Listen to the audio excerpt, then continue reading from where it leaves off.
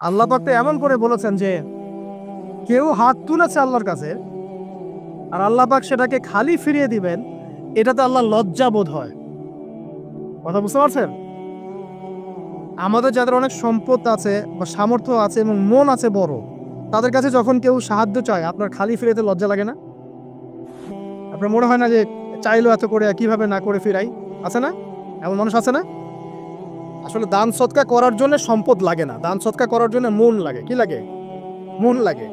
দেখবেন অনেক কুটিয়াল আছে মানুষ, দান সৎকা করতে পারে না, জাকাতই তো দেয় না, দান সৎকা করবে কি? বাংলাদেশে যত কোটিপতিগুলো আছে সবার থেকে জাকাত নেওয়া শুরু করলে এদেশে কোনো দারিদ্রতা বলে কিছু থাকবে না, ইনশাআল্লাহ থাকবেই না, এটাই বাস্তব। কে উদ্ধার করবে সেই টাকা? ইমাম মাহাদি আসলে করবেন ইনশাআল্লাহ, ঈসা ইবনে মারিয়াম আসলে করবেন ইনশাআল্লাহ। তখন কে জাকাত না দিয়ে পার পায় তাই দেখা যাবে। একটা ব্যক্তি পাওয়া যাবে না জাকাত না দিয়ে পার পায়। অবশ্য তখন এমন একটা যুগ আসবে যে মানুষ জাকাতের টাকা নিয়ে ঘুরবে, কিন্তু নেওয়ার মতো মানুষ না, সবাই সচ্ছল। আল্লাহ পাক সেই সুদিন ফিরে আনুক, আমিন। এটা বলছিলাম যে সৎকা করার জন্য মন লাগে, আপনার টাকা লাগে না। এখন আসেন, কেউ যদি আমাদের কাছে এভাবে চায় আমরা খালি ফিরাতে লজ্জাবোধ করি। আল্লাহ পাক বলছেন যে আমার কাছে যখন বান্দা কিছু চায় তার হাতটাকে আমি খালি ফিরাই দেবো, এটাতে আমি লজ্জাবোধ করি। দোয়া করলে কয়েকটা বিষয়ের একটা হবেই, হয় আপনি সাথে সাথে সেটা পাবেন, না হলে একটু দেরিতে পাবেন, না হলে আল্লাহ পাক সেটা জমা করে রাখবেন পরকালের জন্য। পরকালে যখন আপনি দাঁড়াবেন আল্লাহর সামনে, আল্লাহ বলবেন দুনিয়াতে তুমি এই এই বিষয়গুলো চেয়েছিলে, আমি দুনিয়াতে দেই নাই, পরকালে তোমার জন্য সঞ্চিত রেখেছি, এখন না। তখন মানুষ কি বলবো জানেন? আমরা বলবো যে আল্লাহ দুনিয়াতে কিছুই যদি না পাইতাম, আজকেই সব দিতে, তাহলেই হবে। তো বেশি বেশি দোয়া করার অভ্যাস তৈরি করেন, বেশি বেশি দোয়া করেন। দোয়াই ইবাদত, আর দোয়া হল ইবাদত, দোয়াই ইবাদত। দোয়া করতে থাকেন, ইনশাআল্লাহ দেখবেন আল্লাহর সাথে আপনার সম্পর্ক গাঢ় হবে। যার সাথে আল্লাহর সম্পর্ক যত বেশি গাঢ় হবে, ইনশাআল্লাহ সে তত বেশি পরকালের বাসিন্দা হবে, দুনিয়ার বাসিন্দা কম হবে। আল্লাহ পাকে নূর এবং মারিফত অর্জন করতে পারবে ইনশাআল্লাহ তাআলা। এবারে আমরা কি করব? এবার মিনিমাম 2 রাকাত নামাজ পড়ার চেষ্টা করেন। রাতের সালাত 2 রাকাত করে আপনি 2, 4, 6, 8, 10, 12, 20 পড়তেই থাকতে পারেন, কোনো সমস্যা নেই। কিন্তু মিনিমাম 2 রাকাত নামাজ তাহাজ্জুদ আপনি পড়ার চেষ্টা করেন। পড়া যাবে না? আর নামাজটাকে তাড়াহুড়া করবেন না, কাইন্ডলি আল্লাহর ওয়াস্তে তাড়াহুড়া করবেন। রিল্যাক্সে কেরাত করেন, রুকুতে সময় দেন, সেজদায় সময় দেন, 2 সেজদার মাঝখানে সময় দেন, শেষ বৈঠকে দোয়াগুলো করেন, তারপর ধীরে স্থিরভাবে সালাম ফিরান, হাত তুলে দোয়া করেন, সময় দেন। কারণ আমি কি বলছি, সূরা জারিয়াতে 56 নম্বর আয়াতে আল্লাহ পাক বলেছেন দুনিয়াতে পাঠিয়েছি শুধু আল্লাহর ইবাদত করার জন্য। তো যে কারণে এসেছি এটাতে এত তাড়া কিসের? অনেক মসজিদে নামাজ পড়লে মনে হয় ইমাম সাহেবকে বলি যে আপনার কি পেশাব পায়খানার চাপ নিয়ে নামাজ পড়ান? এমন অনেক মসজিদে নামাজ পড়েছি, মনে হয় ইমাম সাহেবকে ডেকে একটু কানে কানে বলি যে ভাই আপনার কি পেশাব পায়খানার চাপ আছে? মানে 4 রাকাত নামাজ 3 মিনিটে শেষ, 4 রাকাত নামাজ 4 মিনিটে শেষ, এত তাড়াহুড়ার কি আছে? হ্যাঁ, জামাতে নামাজ সংক্ষিপ্ত করতো, তাই বলে কি এত সংক্ষিপ্ত নাকি রুকু করার টাইম পাওয়া যায় না, সেজদা করার টাইম পাওয়া যায় না?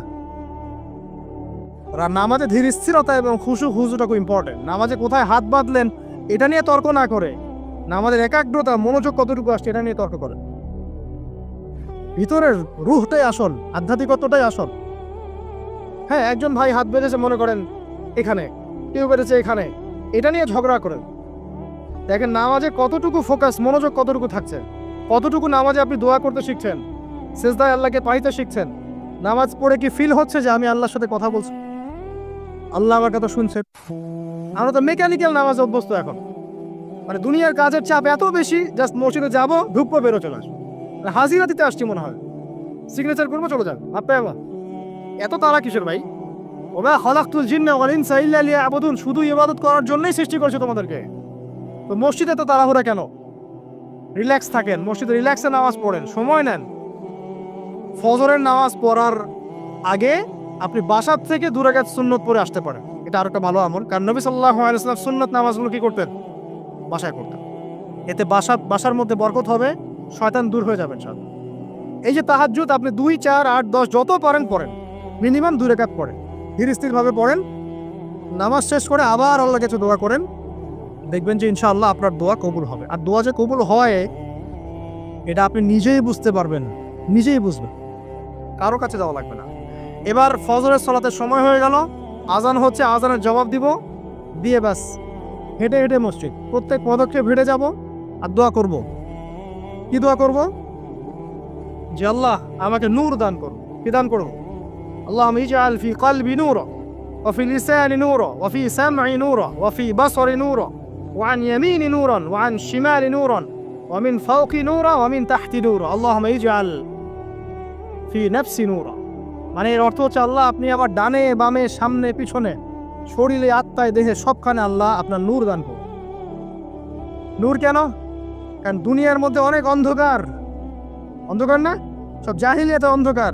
এখানে পথ চলতে হলে নূর লাগবে, আলো লাগবে। এটা কে দিবে? আল্লাহ দিবে। কবর বড় অন্ধকার, ওখানে থাকতে হলে ভালোভাবে কি লাগবে? আলো লাগবে। হাসরের মাঠ অন্ধকার, ওখানে ভালোভাবে থাকতে হলে কি লাগবে? আলো লাগবে। এই জন্য নামাজে যাওয়ার সময় অন্ধকার সময় এই দোয়াগুলো করতে হয়। আর তার আগে একটা কথা বলতে ভুলে গেছি, বাসা থেকে যে বের হচ্ছেন তখন কি পড়বেন? কি পড়বেন? বিসমিল্লাহি তাওয়াক্কালতু আলাল্লাহ ওয়ালা হাওলা ওয়ালা কুওয়াতা ইল্লা বিল্লাহ। এটা পড়ে বের হলে শয়তান দূরে চলে যাবে, ফেরেশতা আপনার কাছে চলে আসবে। এবার নামাজে আসলাম, জামাতের সাথে নামাজ পড়বেন, ফজরের নামাজ, এবং ফজরের সালাতের কেরাতটা লম্বা করার চেষ্টা করুন।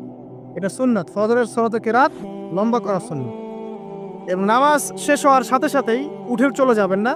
নামাজ শেষ, এবার আপনি ওখানে বসে থাকবেন, বসে বসে জিকির আজগারগুলো করবেন।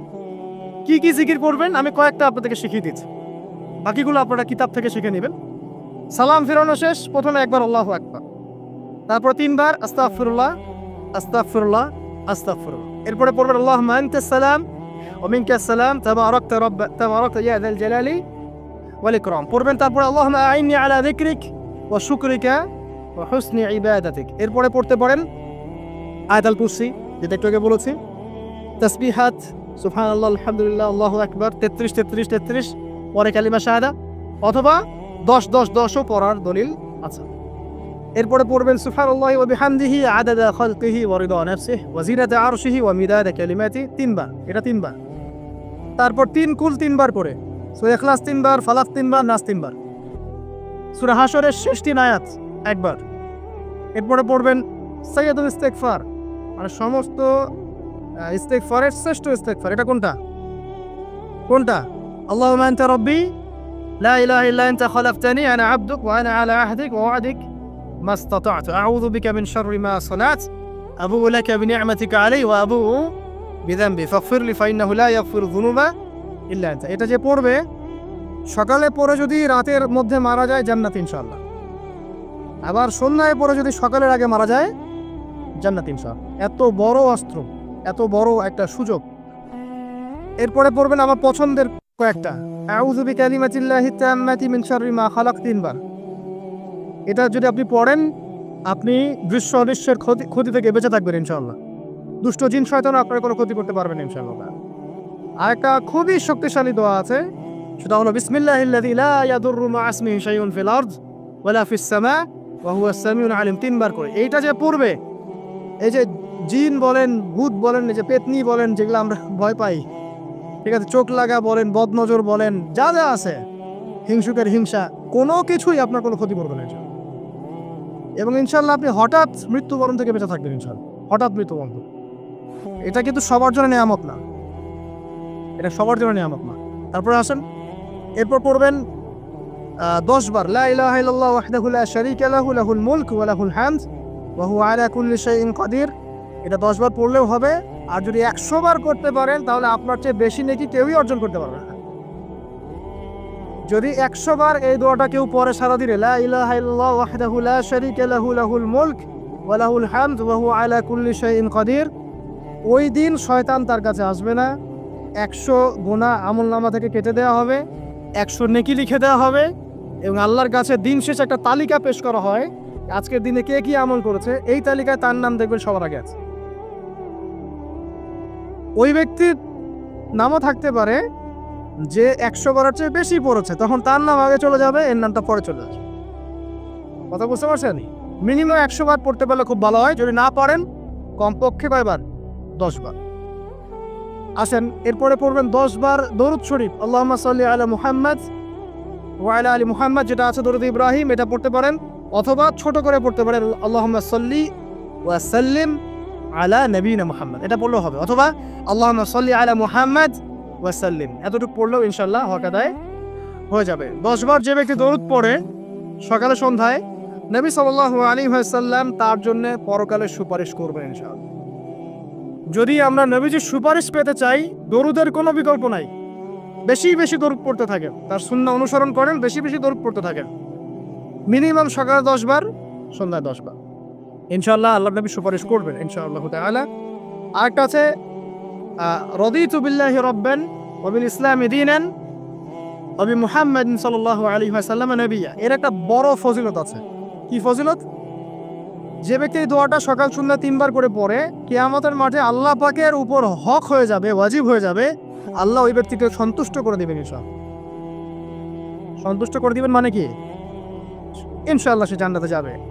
আরেকটা আছে, এটা বলে শেষ করি, হাসবি আল্লাহু লা ইলাহা ইল্লাহু আলাইহি তাওয়াক্কালতু ওয়া হুয়া রাব্বুল আরশিল আযীম, এটা পড়তে হবে 7 বার। কয়বার? 7 বার। তাহলে কি হবে? আপনার দুনিয়া আখিরাতের যে চাওয়া পাওয়াগুলো আছে, এর জন্য আল্লাহ পাকই আপনার জন্য যথেষ্ট হয়ে যাবে ইনশাআল্লাহ, কাউকে লাগবে না। এগুলা ফরজ নামাজ মানে ফজরের নামাজ জামাতে পড়ার পরে বসে বসে এইগুলো করতে থাকবেন। যদি দোয়া আগে করা হয়, নামাজে মোনাজাত যেটা হচ্ছে আমাদের সমাজে, এটা যদি আগে করে ফেলা হয়, তাহলে দোয়ার পরে বসে থাকবেন, বসে বসে এগুলো পড়তে থাকবেন। যদি পড়েন, ইশরাকের নামাজটা পড়ে মসজিদ থেকে বের হতে পারে। ইশরাকের নামাজ মানে ফজরের সূর্য উঠে যাওয়ার পরে 2 রাকাত নফল পড়ে যে ব্যক্তি যাবে বাসায়, মানে প্রথমে ফজরের নামাজ জামাতে পড়েছে, জিকির আজকার করেছে, ইশরাকের সময় হয়েছে, নামাজ পড়ে বের হলো, এই ব্যক্তির আমল নামায় একটা কবুল হজের নেকি দেওয়া হবে, একটা কবুল উমরার নেকি দেওয়া হবে। এগুলো খুবই সহজে আমল করা যায়। এরপরে আপনি বাসায় ফিরে গিয়ে বা মসজিদেই কোরআন তেলাওয়াত করবেন। আমরা কোরআন তেলাওয়াত করব, কোরআন তেলাওয়াত করবেন 1 পারা, 1 পারা পারেন না অর্ধেক পারা, অর্ধেক পারা পারেন না 5 পৃষ্ঠা, 5 পৃষ্ঠা পারেন না কমপক্ষে 1 পৃষ্ঠা পারবেন না, 1 পৃষ্ঠা করে হলেও প্রতিদিন কোরআন তেলাওয়াত করতে হবে। পারবেন না ইনশাআল্লাহ? প্রত্যেক হরফে 10 নেকি পাবেন। কোরআন আপনার পক্ষে সুপারিশ করবে ইনশাআল্লাহ, এবং এই কোরআন আপনাকে ছায়া দিবে, সূরা বাকারা আলে ইমরানের মতো ছায়া দিবে কিয়ামতের মাঠে। এবং এটা নবী সাল্লাল্লাহু আলাইহি ওয়াসাল্লাম যেটা বলেছেন, আল কোরআন হুজ্জাতুল লাকা ওয়া আলাইক, এটা তোমার পক্ষে সাক্ষী দিবে অথবা বিপক্ষে সাক্ষী দিবে। তো কোরআন তেলাওয়াত করবেন। এরপরে আমরা কি করি? আমরা হয়তো যে যার মতো চলে যাই, কেউ স্কুলে চলে যান, নাস্তা করেন। আচ্ছা, নাস্তার আগে একটা কথা বলি, সকালে নাস্তা করবেন এমনভাবে যে, এখনকার ডক্টররাও বলেন এই কথাটা, সকালবেলা একটু বেশি খেতে হয়, সকালবেলা একটু বেশি হেভি ফুড নিতে হয়, দুপুরে তার চেয়ে একটু কম, রাতে আরও কম। আর আমাদের তো উল্টা, কিন্তু সকালে অল্প একটু, দুপুরে একদম বিশাল, রাতের বেলা আরও বিশাল, নাকি? তো নিয়মটা হচ্ছে এই যে সকালে খেতে হয় বেশি, সারাদিন আপনাকে কাজ করতে হবে, সকালে আপনাকে বেশি হাইজেনিক ভালো ফুড খেতে হবে, দুপুরে তার চেয়ে একটু কম, আর রাতে তার চেয়ে কম। এভাবে খেতে পারলে প্রফিটিক খাওয়া হবে ইনশাল্লাহ। আর খাবার আমাদের সুন্নাহ মতো খাওয়ার দরকার নেই, নবী সাল্লাল্লাহু আলাইহি ওয়াসাল্লামের সুন্নাহ মতো খায়। আমাদের সুন্নাহটা কেমন? আমরা 7 পেট খাই। কয় পেট? 7 পেট। যদি পেটের মধ্যে কিছু জায়গা ফাঁকা থাকে, সেটাও কিছু মিষ্টি দিয়ে ঢুকায় সাবার করে ভর্তি করতে হবে। এটা চ্যালেঞ্জ, পেটটা ভর্তি করতে হবে। আর নবী সাল্লাল্লাহু আলাইহি ওয়াসাল্লাম খেতেন এভাবে যে পেটটাকে 3 ভাগ করতেন, 1 ভাগ খাবার খেতেন, 1 ভাগ তিনি পানীয় পান করতেন, আর 1 ভাগটা ফাঁকা রাখতেন। আপনি এভাবে খাওয়া শুরু করেন, দেখবেন আপনি ফিজিক্যালি ফিট ফিল করছেন এবং আপনি ক্লান্ত হচ্ছেন কম, অলসতা কম আসছে কাজে, আপনি এনথুজিয়াজম পাবেন ইনশাআল্লাহ। তো খাবারের ব্যাপারটা সতর্ক থাকে। আর এই যুগে খাবারের মধ্যে প্রচুর ভেজাল আছে, চেষ্টা করতে হবে ম্যানুফ্যাকচার্ড খাবারগুলো বাদ দিয়ে হোমমেড যে ফুডগুলো আছে, হোমমেড ফুড মানে বাসায় যেগুলো আমরা তৈরি করি, ফ্রেশ হাইজেনিক ফুডগুলো খাওয়ার চেষ্টা করতে হবে। স্পেশালি বাচ্চাদের ব্যাপারে সতর্ক থাকতে হবে। বাচ্চাদেরকে, তরুণদেরকে এমন কোনো খাবার খাওয়া যাবে না যে খাবারটা খেলে আপনি অসুস্থ হয়ে যান, আপনার স্ট্যামিনার কমে যায়, আপনি ফিজিক্যালি দুর্বল হয়ে পড়েন। এটা খুব খেয়াল রাখবেন। খাবার, এই যে আপনারা যে গ্রাম অঞ্চলে থাকেন, আপনারা সৌভাগ্যবান একদিক থেকে যে আপনারা ফ্রেশ খাবার উৎপন্ন করে খেতে পারেন। শেষ জামানায় খাবারের মধ্যে খুব ভেজাল আসবে, এটা বিভিন্ন হাদিস দিয়ে মেলানো যায়, আমি ওইদিকে যাচ্ছি না। কনক্লুশন বললাম, শেষ জামানায় খাবারে প্রচুর ভেজাল আসবে। তো এই ভেজালগুলো থেকে দূরে থাকতে হলে আমাদেরকে হাইজেনিক ফুডের দিকে ফোকাস করতে হবে এবং প্রোডাক্ট খাবার উৎপন্ন করে খেতে পারলে খুব বেশি ভালো হয়, না পারলে রুট লেভেল থেকে খাবার নিয়ে আসতে হবে।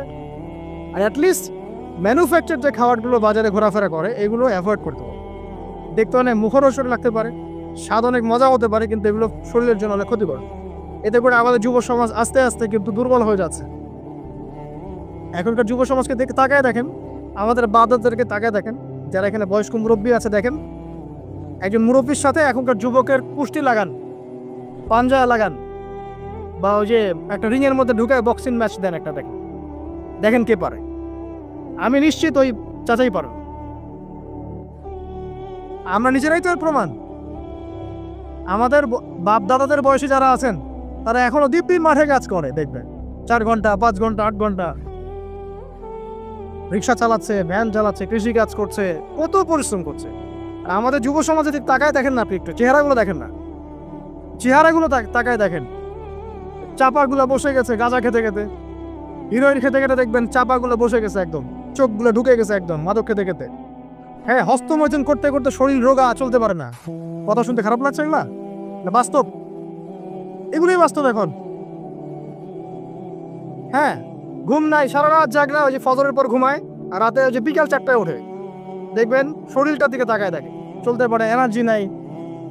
একটা ক্রিকেট ম্যাচে লাগাই দেন, ও দেখবেন 2-4 ওভার ব্যাটিং করে শেষ। কোন কাজ করতে পারবে? ওই মাঠের বাইরে থেকে বলতে পারবে যে আর এই খেলতে পারে না, ও অমুক খেলতে পারে না, তমুক খেলতে পারে না।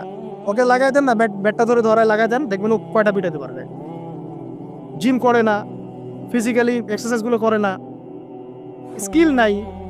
আগেকার মানুষ অনেক স্কিল ছিল, তারা ঘরের কাজ পারতো, সাঁতার পারতো, তারা মার্শাল আর্ট পারতো, কৃষিকাজ পারতো, অন্যান্য বিভিন্ন সেক্টরে তারা কিন্তু মানে মাল্টি প্রতিভার অধিকারী ছিল। স্কিল কম, দেখবেন একদিকে ফোকাস করা। এগুলো কিভাবে হলো আসলে? এগুলো তো একদিনে হয়নি।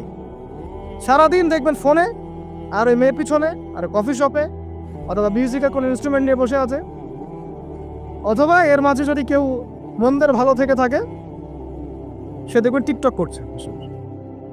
এগুলাই এখনকার পুরুষদের মধ্যে, ইয়াং জেনারেশনের মধ্যে ওই সৌর্য বীর্য গায়েরত্ব পাওয়া যায় না। দেখবেন গায়েরত একটা ব্যাপার আছে, গায়েরত সৌর্য বীর্য এটা নাই। এর অন্যতম একটা কারণ এটাও, এখানে খাদ্যাভ্যাসের একটা ব্যাপার আছে। ফিজিক্যালি তারা ফিট না। তো আল্লাহ পাক এই বিষয়গুলো আমাদের বোঝার তৌফিক দান করুন। সব কিছু রিলেটেড। আপনাকে যদি একজন প্রোডাক্টিভ মুসলিম হতে হয়, শারীরিকভাবে আপনাকে ফিট থাকতে হবে, মেন্টালি ফিট থাকতে হবে, আপনাকে মানসিকভাবে শক্ত থাকতে হবে, চ্যালেঞ্জ নেওয়ার ক্ষমতা থাকতে হবে, হয়তো সময় নষ্ট করা যাবে না। যে কাজ ফাহেসা, দুনিয়াবি কাজ, পরকালের কোনো স্বার্থ নাই, ওখানে সময় নষ্ট করা যাবে না। ঠান্ডা মাথায় প্ল্যান করতে হবে যে আমি আমার জীবনে কি করতে চাই, কার পরে আমি কি করব, কার পরে কি করব, আমার প্ল্যান থাকতে হবে। রেজাল্ট খারাপ হয়েছে, হতাশ হয়ে আত্মহত্যা করবেন কি জন্য? কি এমন হয়েছে আপনার জীবন? একটা মেয়ে ছেড়ে চলে গেছে, এর জন্য বিশ্বাবেন কেন? কি হয়েছে? একটা মেয়ে তো ছেড়ে চলে গেছে, মেয়ের অভাব নাকি? বোরখা পরা মেয়েরাও তো এখন কিস করে, দেখেন বোরখা পরা মেয়েগুলো দেখেন রাস্তাঘাটে ওই যে নায়কের হাত ধরে চুমু খাচ্ছে। অনলাইনে দেখে আসলাম একটা, ওই যে বলছিলাম যে সব বোরখা পরা মেয়ের মধ্যেই আপনার ইয়া থাকে না, দিনদারিতা থাকে না। সব বোরখা পরা মেয়ের মধ্যেই কিন্তু দিনদারিতা থাকে না। তো বোরখা থেকে পাগল হওয়ার দরকার নেই এত। এবং সে বলছে আমার জীবন সার্থক। মানে একজন গায়রে মাওরাম ব্যক্তিকে, ফিল্ম স্টার একজন গায়রে মাওরাম ব্যক্তি, তাকে সে হাত ধরে চুমু খেয়ে বলছে তার জীবন সার্থক। তাহলে কোন প্রজন্ম লালন করে কবরে যাচ্ছে ওরা চিন্তা করেন একটু এখন? আশ্চর্য একটা বিষয়। আর এগুলো আমরা প্রমোট করছি অনলাইনের মধ্য দিয়ে, যে কোনো অনলাইনে দেখবেন এটা চলছে রাতারাতি। মানে এগুলো উস্কানো হচ্ছে। আমাদেরকে শোনেন, আমাদেরকে এগুলো এইসব পাপের মধ্যে এমনভাবে নিয়ে আসা হচ্ছে যে মনে হচ্ছে এগুলো স্বাভাবিক। এক সময় একটা মেয়ে যদি রেপ হতো, মানুষের মাথা ব্যথা শুরু হয়ে যেত, অফিস আদালত কোর্ট কাচারি করে একাকার করে ফেলতাম। এখন রেপ হতে হতে হতে হতে মনে হয় এটা স্বাভাবিক। আগে একটা মানুষ মদ পান করলে তার মধ্যে একটা ফিলিংস থাকতো আমি খারাপ কাজ করছি। এখন এই মদকে প্রমোট করতে করতে মদটাকে এত ইজি করে ফেলা হচ্ছে, মনে হচ্ছে একটা স্বাভাবিক বিষয়। মানুষ খুন করাটা, আগে একটা মানুষকে খুন করলে মানুষ মনে হতো যেটা এটা বিশাল পাপ একটা। সমাজের মানুষ ওর দিকে খারাপ চোখে তাকা থাকতো, আর খুন হতে হতে হতে মানুষ মিডিয়া এটাকে প্রমোট করছে, করতে করতে নর্মাল। এই পাপগুলোকে নর্মাল করে ফেলার ট্রেন্ডটা মিডিয়ার মধ্যে দিয়ে করা হয়েছে, স্বাভাবিকভাবে নেওয়া সব কিছু। গার্লফ্রেন্ড বয়ফ্রেন্ড অ্যাফেয়ার্সকে আগে মানুষ লুকায় লুকায় করতো, চিঠি দিলেও লুকায় লুকায়, যেটা কেউ জানতে না পারে। এখন ওপেন রাস্তায় সব, মানে এটা নর্মাল করে ফেলা হচ্ছে। আরো যে কি হবে সামনে আল্লাহ ভালো জানেন। সুবহানাল্লাহ। যারা বড় বড় শহরগুলোতে থাকে তাদের তো মানে দিন শুরু হয় আল্লাহ নাফরমানি দিয়ে, আর রাত আসে মানুষের গজব দিয়ে, মানুষের অভিশাপ দিয়ে। মেয়েরা আগে যদি বেপর্দায় চলতো লজ্জা করতো, একটা লজ্জাবোধ ছিল, যে একটা লজ্জা লাগতো যে না আমি খারাপ ভাবে চলছি, মানুষ আমাকে দেখছে কেমন লাগছে। এখন দেখবেন ও গেঞ্জি পরে হাঁটছে, কোনো ফিলিংস নাই, স্বাভাবিক, নর্মাল করে ফেলা হচ্ছে এগুলো সবকিছু। আর ছোট ছোট মেয়েগুলোকে পড়া হচ্ছে, ছোট ছোট বাচ্চা মেয়ে, দেখবেন কয়েকদিন পর এটাও স্বাভাবিক হয়ে যাবে। প্রতারণা, আগে মানুষ প্রতারণা করলে মানুষ মনে করতো যে আমাকে মানুষ প্রতারক মনে করতে পারে, একটা চক্ষু লজ্জা কাজ করতো। এখন সেই চক্ষু লজ্জা নাই, নর্মাল। ঘুষ নেওয়াটাকে মানুষ মনে করতো আগে যে কেউ জানতে পারলে হয়তো সমস্যা, নর্মাল, এখন নিতেই পারে, ঘুষটা হবে না তোমার জব। করাপশনে মানুষ গেলে মানুষ ভয় করতো যদি যদি জেনে যায় আমার চাকরি থাকবে না। এখন নর্মাল, ও বড় করাপ্টেড, তার চেয়ে ছোটটা আরেকটু কম, তার চেয়ে ছোট আরেকটু কম, একটা চক্র সবকিছু। এভরিবডি ইনভলভ এগুলোর মধ্যে, টপ টু বটম সবাই ইনভলভ। এরকম সিচুয়েশনে আমরা কিভাবে দিন নিয়ে পালন করবো যদি সত্য না হই?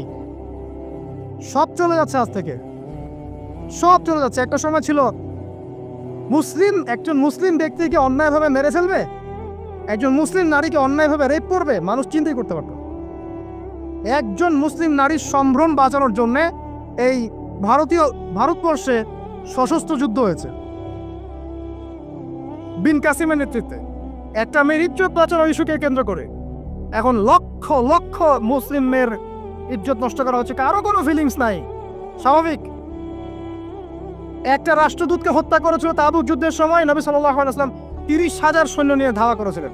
এত বড় সাহস, আমার রাষ্ট্রদূতকে হত্যা করো? এখন সারা বিশ্বে লক্ষ লক্ষ মুসলিম হত্যা করা হয়েছে, কারো কোনো ফিলিংস নাই। মানে আমি বুঝাতে যাচ্ছি আপনাদেরকে, সব কিছুকে নর্মাল করে ফেলা হয়েছে। কয়দিন পর দেখবেন ছেলে ছেলে নর্মালি বিয়ে করে ফেলবে। দেখেন এখন একটু চক্ষু লজ্জায় কাজ করে যে আমি সমকামী, মানুষ কি মনে করবে? আস্তে আস্তে দেখবেন এমন সময় আসবে ও মনে করবে যে নর্মাল। সব কিছুকে এই মিডিয়ার মধ্যে দিয়ে নর্মাল করা হচ্ছে। এইসব মিডিয়াগুলো ইউজ করা থেকেও দূরে থাকা উচিত। আল্লাহ পাক আমাদেরকে হেফাজত করুন। আমি আসুন, ফজরের সালাতের কথা বলছিলাম, আমি অনেক দূরে চলে গেছি। জাস্ট পড়েন, ফজরের নামাজ পড়েন, সময়টা কাজে লাগা। আমি বলছি সময়গুলোকে কাজে লাগান। ফজরের পর খাওয়া দাওয়া করবেন, রাসূলের সুন্নাহ মতো খান, ইবাদত হবে ইনশাআল্লাহ। এরপরে আপনি কিছুটা সময় এক্সারসাইজ করেন, খেলেন, মাঠে গিয়ে খেলেন, কোনো সমস্যা নাই। ওই টিকটক চালানোর চাইতে, পর্ন দেখার চাইতে মাঠে গিয়ে খেলেন। মাঠে ফুটবল খেলেন আধা ঘন্টা, বা ক্রিকেট খেলেন, বা এমন কোনো খেলা খেলেন যে খেলাটাতে আপনার শারীরিক কসরত হচ্ছে, তাও খেলেন। অথবা এগুলোতে সুযোগ না থাকলে আপনি চলে যান জিমে গিয়ে জিম করেন, ফিজিক্যালি কাজ করেন। অথবা মাঠে গিয়ে আপনার বাবাকে সাহায্য করেন, আপনার বাবা যে গেছে মাঠে তাকে সাহায্য করেন। আল্লাহ পাক আমাদেরকে তৌফিক এনায়েত করুন, আমিন। ফিজিক্যালি ফিট থাকার চেষ্টা করা হোক। এরপরে আসেন, সকাল 10টার দিকে যখন চলে আসবো আমরা, তখন আমরা চেষ্টা করবো 2 রাকাত চাশতের নামাজ পড়ার জন্য, বা সালাত দুহা যেটাকে বলা হয়। সালাত দুহা যে ব্যক্তি পড়বে তার রিজিক আল্লাহর পক্ষ থেকে বরকত নেমে আসবে ইনশাআল্লাহ। এরপর কি করবেন? এরপর আমরা হয় কেউ যাব স্কুলে, কেউ কলেজে, কেউ হয়তো অফিসে, কেউ ব্যবসায়। আর আমরা এখন সবাই আমাদের এক কর্মক্ষেত্রে যাব। যারা শিক্ষাক্ষেত্রে যাব স্টুডেন্ট হিসেবে, তারা চেষ্টা করব কি, আমরা চেষ্টা করব যে আমরা যে জ্ঞানটা অর্জন করছি এই জ্ঞানটাকে যেন ইসলামের কল্যাণে কাজে লাগাতে পারে। আপনি জেনারেল লাইনেই পড়েন আর মাদ্রাসা লাইনেই পড়েন, একই নাসিহাত। আর যারা মাদ্রাসা লাইনে পড়বেন, সকালবেলা উঠে মাদ্রাসায় যাবেন, তারা নিঃসন্দেহে আল্লাহর বাছাইকৃত বান্দা, সৌভাগ্যবান বান্দা। তাদের উচিত হবে না দিনের জ্ঞানটাকে দুনিয়ার জন্য ব্যয় করা। তাদের উপর বেশি দায়িত্ব পড়তে হবে যে তারা যেন দিনের জ্ঞানটাকে দিয়ে আল্লাহর জমিনে দিনটার প্রচার এবং প্রসার ঘটায়। আল্লাহ পাক তাদেরকে কবুল করুন, আমরা দোয়া করি। তো পড়াশোনা করতে যারা যাব আমরা এই চিন্তা করে যাব যারা পড়াতে যাব তারাও চিন্তা করব যে এমন কিছু শেখাবো যেটা শিখলে আমার স্টুডেন্টের পরকালটা টিকবে, দুনিয়াতেও কল্যাণ হবে, পরকালটাও টিকবে ইনশাল্লাহ। জেনারেল নলেজগুলো খুব ইম্পর্টেন্ট। ইসলামিক নলেজগুলোর সাথে সাথে আমাদেরকে অবশ্যই ইংরেজি বলেন, সায়েন্স বলেন, এই যে আপনার ম্যাথামেটিক্স বলেন, পলিটিক্যাল সায়েন্স বলেন, জিও পলিটিক্স বলেন, ইকোনমিক্স বলেন, মেডিকেল সায়েন্স বলেন বা ইঞ্জিনিয়ারিং বলেন, এগুলো পড়তে হবে, জানতে হবে। না জানলে আমরা কি করব? আমরা কিন্তু বহির্বিশ্ব থেকে ছিটকায় চলে আসবো, আমরা কিন্তু ওদেরকে চ্যালেঞ্জ করতে পারবো না। তো এই জন্য কোরআন সুন্নাহর জ্ঞানের সাথে এই জ্ঞানগুলোও লাগবে। অতএব যে যেখানে পড়াশোনা করছেন অনেস্টির সাথে পড়াশোনা করেন, আপনার জ্ঞানটাকে ইসলামের কল্যাণে কাজে লাগানোর চেষ্টা করবেন। এটা গেল এডুকেশন সেক্টর। যারা আমরা ব্যবসায় যাব, রাতে তাহাজ্জুদ পড়েছি, ফজর জামাতে পড়েছি, ইশরাক পড়েছি, এখন কি ব্যবসায় গিয়ে মাপে কম দিব? ওখানে ইবাদত নাই, ওখানে ব্যবসায় মাপে কম দেওয়া যাবে না। ওখানে কি আমি মাল মজুত করব? ওখানে কি আমি মালের মধ্যে পণ্যে ভেজাল দিব, মিশাবো? একজন সৎ এবং অনেস্ট ব্যবসায়ী, নবীজি বলছেন সাল্লাল্লাহু আলাইহি ওয়াসাল্লাম, একজন সৎ এবং অনেস্ট ব্যবসায়ী কিয়ামতের মাঠে নবীদের সাথে থাকবে ইনশাআল্লাহ। আর যারা মাপে ভেজাল দিবে, অন্যে ভেজাল দিবে, অন্যকে ঠকাবে, নবীজি বলছেন মান ওয়াশানা ফালাইসা মিন্না, যে ব্যক্তি মানুষের সাথে ধোঁকাবাজি করে, প্রতারণা করে, মাপে কম দেয়, ঠকায়, মজুত করে, জনগণকে কষ্ট দেয়, গভর্নমেন্টকে চাপে ফেলে, এরা আমাদের উম্মতের অন্তর্ভুক্ত। ওদের ব্যবসা করলেই যে পার পেয়ে যাবে এমন নয়।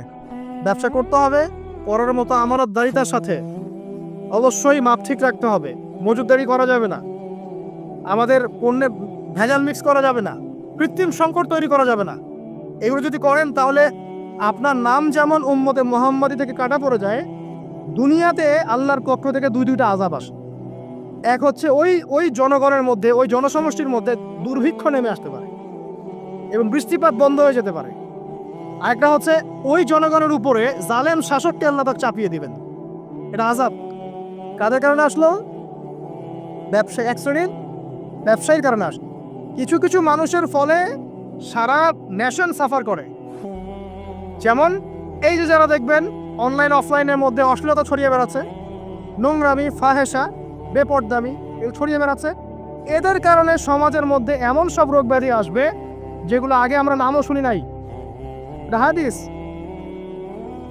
যারা মুসলিম সমাজের মধ্যে মানে বাদ্যযন্ত্রকে হালাল মনে করে নিবে, মদকে হালাল মনে করে নিবে, জেনাকে হালাল মনে করে নিবে, এইসব মানুষদের কারণে ভূমি ধসের আযাব আসবে এবং আকৃতি পরিবর্তনের আযাব আসবে। শেষ জামানার হাদিসগুলো পড়ে দেখেন। তো এখানে পাপ করছে এক শ্রেণীর মানুষ, ফলাফল ভোগ করছে সবাই।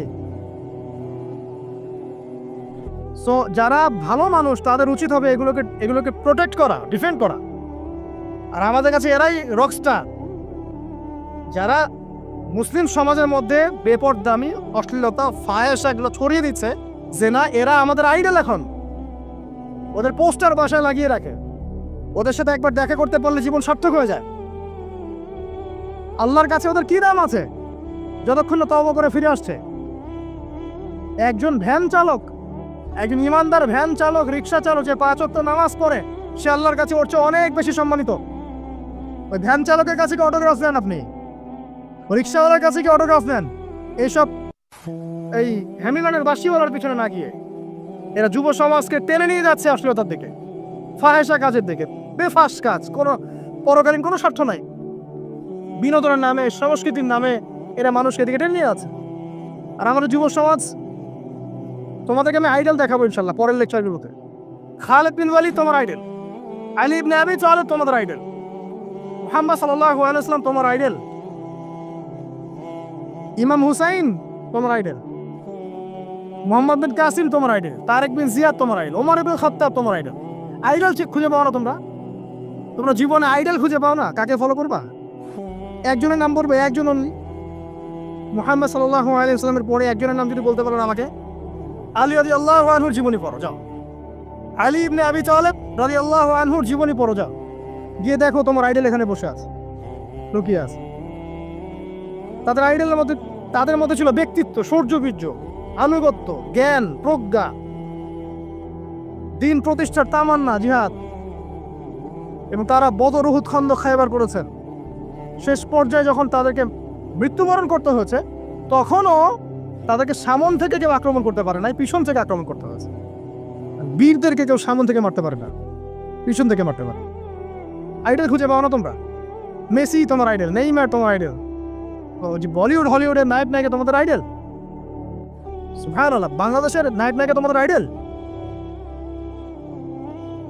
যারা জীবনে কত পাপ করেছে তারা নিজেরাই জানে, ওদের বিবেকই ভালো করে জানে যে ওরা কত পাপ করেছে। তোমাকে বাইরের চাকচিক্য দেখে মনে হচ্ছে খুব সুন্দর সুশ্রী, ভিতরের কলিজাটা এদের কুৎসিত কালো। আলেম ওলামার কাছে এসে পড়ে থাকো, যারা বড় বড় ওলামায়ে কেরাম তাদের কাছে এসে পড়ে থাকো, তারা তোমাদেরকে পথ দেখাবে ইনশাআল্লাহ। আল্লাহ পাক বোঝার তৌফিক দান করো। আমি আর লম্বা করছি না, শেষ করে দিচ্ছি ইনশাআল্লাহ। লেখাপড়া এবং ওয়ার্কের বিষয়গুলো বলছিলাম যে আমরা যারা লেখাপড়া করব, প্রফিটিক লাইফস্টাইল করতে হলে এবং প্রোডাক্টিভ মুসলিম হতে হলে লেখাপড়াটা করতে হবে আল্লাহ সন্তুষ্টির জন্যে। চাকরি বাকরি ব্যবসা বাণিজ্য যাই করে, কৃষিকাজ, সব কিছুর উদ্দেশ্য হবে কি? আল্লাহ সন্তুষ্টি অর্জন করে এবং ওই ক্ষেত্রে সৎ থাকা, কাউকে না ঠকানো, মাপে কম না দেওয়া, দুর্নীতি না করা, ঘুষ না নেওয়া। তাহলে আপনার জীবনের প্রত্যেকটা কাজে কি হবে? ইবাদত হিসেবে গণ্য হবে ইনশাআল্লাহ তাআলা। শেষ করার আগে আমরা জোহরের ওয়াক্তে চলে আসছি।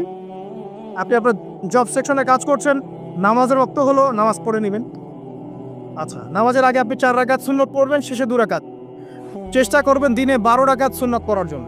ফজরের আগে 2, জোহরের আগে 4, পরে 2, 6 আর 2 8, মাগরিবের পরে 2, এশার পরে 2। এই যে মোট 12 রাকাত সুন্নাত যে ব্যক্তি নিয়মিত পড়বে, জান্নাতে আল্লাহ পাক তার জন্য একটা ঘর নির্মাণ করবেন ইনশাআল্লাহ তাআলা। প্রতিদিন একটা ঘর, প্রতিদিন একটা করে ঘর আপনি পেতে পারেন মাত্র 12 রাকাত নফল বা সুন্নাত আদায় করার মধ্য দিয়ে। জোহরের ওয়াক্ত চলে আসলো, আমরা যেখানে থাকি, স্কুলে বা কলেজে, ইউনিভার্সিটিতে বা চাকরি ক্ষেত্রে, নামাজটা পড়ে নেবেন ইনশাআল্লাহ। এরপর আবার কাজে যান, কাজ করেন, লাঞ্চ করেন, খাওয়া দাওয়া করেন। আবার খাওয়ার সুন্নাহ ভুলে যান না। 7 পেট না, 1 পেট খাওয়ার, 1 পেট পানি, 1 পেট ফাঁকা, এবং হাইজেনিক ফুড, ম্যানুফ্যাকচার না। তারপরে যান, রেস্ট করেন, কাইলুলা যেটাকে বলে, 1 থেকে 1.5 ঘন্টা রেস্ট করেন, ঘুমান। তারপরে আপনি বিকেল সময়টা আবার আসরের নামাজ পড়েন, আপনার কর্মক্ষেত্রে কাজগুলো সারেন।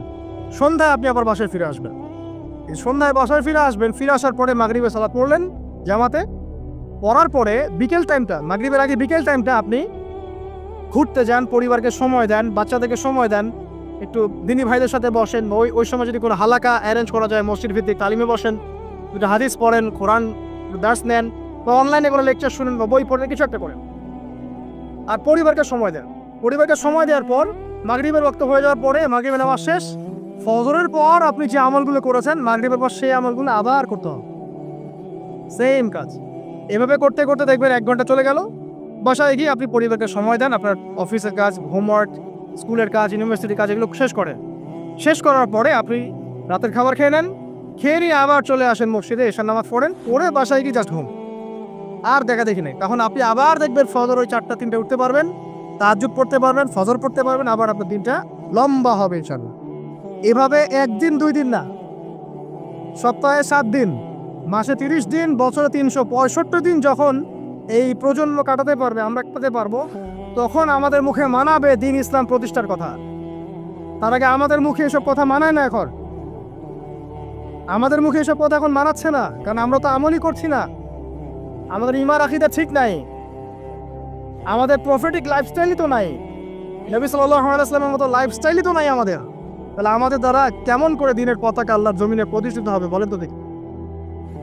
এভাবে যখন একটা উম্মাহ গড়ে উঠবে, খুবই ডিফিকাল্ট, এটা কিন্তু অনেক বড় চ্যালেঞ্জ। আমি এটাই সবচেয়ে বিগ টাস্ক এখন, যে এই আমরা যারা আছি, আমাদের ইয়াং তরুণ প্রজন্ম, আমাদের মা বোন, বাচ্চা কাচ্চা এবং আমাদের বৃদ্ধ, সবাই মিলে যখন এইভাবে মুভ করবে, তখন দেখবেন একটা জাতি সকাল থেকেই সজাগ, সকাল থেকে জাতি সজাগ।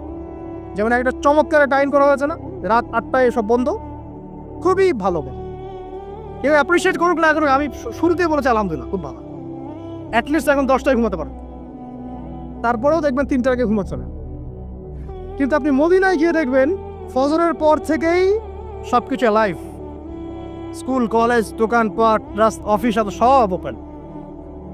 কারণ আমাদের উম্মত, এই উম্মতের জন্য ফজরের পরের সময়টাতেই বরকত রাখা হয়েছে। যে সময়টা আমরা পাই না। আমাদের সকাল হয় 11টায়, আমাদের সকাল হয় 10টায়, কর্মক্ষেত্র শুরু হয় 10টায়।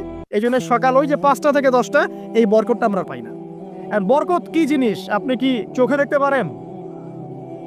এমন একজন সালাফের কথা পড়লাম যিনি 40 বছর বেঁচে ছিলেন। কত বছর? 40 বছর। এই 40 বছরে তিনি প্রায় 300টা বই লিখেছেন। কয়টা?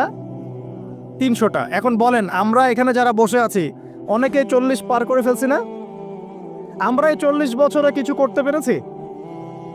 এই 40 বছরে একটা মানুষ 300টা বই লিখতে পারে? তাহলে আমরা বুঝতে পারছি যে তাদের সময়ের যে বরকত আর আমাদের হায়াতের বরকত এক না। বরকত সম্পূর্ণ ভিন্ন জিনিস, যেটা আমরা চাক্ষুষ দেখা জ্ঞান দিয়ে বিশ্লেষণ করতে পারবো না। পারবো না। আরও বুঝাচ্ছি, দেখুন, রাসূলুল্লাহ সাল্লাল্লাহু আলাইহি ওয়াসাল্লাম সারাদিনে কত কাজ করতেন। তাহাজ্জুদ পড়তেন, শেষ রাত্রে উঠতেন, রাতের এক অংশ ঘুমাতেন, আরেক অংশ উঠতেন, উঠে তাহাজ্জুদে নামাজ পড়তেন, লম্বা কেরাত, মানে এক রাকাতে প্রায় 4 পারা কোরআন তেলাওয়াত করেছেন। এক রাকাতে 4 পারা। আমরা তো 4টা আয়াত পড়লেই একদম তাড়াতাড়ি রুকু করতে হবে, দাঁড়ায় থাকতে পারতেছি না। তাই নামাজ তো ডিজিটাল, এখন যুগের সাথে সাথে নামাজও গিয়ে ডিজিটাল। অনেক মসজিদে নামাজ পড়লে মনে হয় ইমাম সাহেব পেশাব পায়খানা চাপ নিয়ে নামাজ পড়াচ্ছে মনে হয়। তাড়াতাড়ি নামাজ শেষ করতে পারলে বাঁচে। আবার দেখা যায় মাঝে মাঝে যে নামাজ মানুষ পড়তেছে না, মানে নামাজ পড়ানোর দায়িত্ব সে পালন করছে, নামাজ নিজে পড়তেছে না। তো এই ডিজিটাল নামাজ না। নবী সাল্লাল্লাহু আলাইহি ওয়াসাল্লাম এক রাকাতে 4 পারা কোরআন তেলাওয়াত করেছেন, প্রায় 4.5 পারা তাহাজ্জুদের নামাজে। তখনই তো গিয়ে পা ফুলবে। এই যে পা ফুলতো, এমনি এমনি পা ফলে? কতক্ষণ দাঁড়ায় থাকলে একটা মানুষের পা ফলে? তো নবী সাল্লাল্লাহু আলাইহি ওয়াসাল্লামের পা ফুলে যেত, পা মোবারক ফুলে যেত। লম্বা সালাত পড়তেন, সালাতের পরে আবার কিছুক্ষণ ডান কাতে শুয়ে থাকতেন সুন্নত পড়ে। বেলাল রাদিয়াল্লাহু আনহু এসে ডাক দিতেন, তিনি গিয়ে মসজিদে নববীতে নামাজ পড়াতেন। ফজরের নামাজও হতো লম্বা, কেরাত হতো লম্বা। নামাজের পরে আবার সাহাবীদের সাথে কথাবার্তা বলতেন, দ্বীনি বিষয়ে মোজাকারা করতেন। তারপরে ইশরাকের নামাজ পড়তেন, চাশতের নামাজ পড়তেন, পরিবারের দেখাশোনা করতেন, দিন প্রচার করতেন, রুজি রুটির ব্যাপার ছিল। এই সারাদিন যে এতগুলো কাজ তিনি করতেন, একদিনে একটা মানুষ এত কাজ করতে পারে? তো নবী সাল্লাল্লাহু আলাইহি ওয়াসাল্লামের জীবনের বরকত আমার জীবনের বরকত কি সমান? তাহলে বলেন, বরকত কি আমি চাক্ষুষ জ্ঞান দিয়ে প্রমাণ করতে পারবো? এরকম অনেক বিষয় আছে ইসলামে যেটা চাক্ষুষ জ্ঞান দিয়ে প্রমাণ করা যায় না। কবরের আযাব দেখেছেন? কেউ কি প্রমাণ করতে পারবে? আপনি কি ফেরেশতাকে দেখেছেন যারা এখন এখানে ঘিরে রেখেছে জায়গাটা? এই জায়গাটা কি ফেরেশতারা ঘিরে রাখে নাই? আল্লাহ রাসূল কি সেই কথা বলেন নাই? কিন্তু আমরা কি প্রমাণ করতে পারবো এখন? আপনি চাক্ষুষ জ্ঞান দিয়ে পারবেন না। কবরের আযাব প্রমাণ করতে পারবেন না। স্বপ্ন মাঝে মাঝে দেখেন, সত্য হয় কি হয় না? মুমিনের স্বপ্ন সত্যি হবে কি হবে না? আখিরুজ জামানে মুমিনের স্বপ্ন বেশি বেশি সত্য হবে। তো সত্য স্বপ্নের কি ব্যাখ্যা দিবেন? কোনো ব্যাখ্যা নাই। আপনি কি জান্নাত জাহান্নাম দেখেছেন? দেখেন নাই। মিজান পুলসিরাত দেখেছেন? রূহ, আপনার শরীরে একটা রূহ আছে, আত্মা, এটা কি দেখেছেন?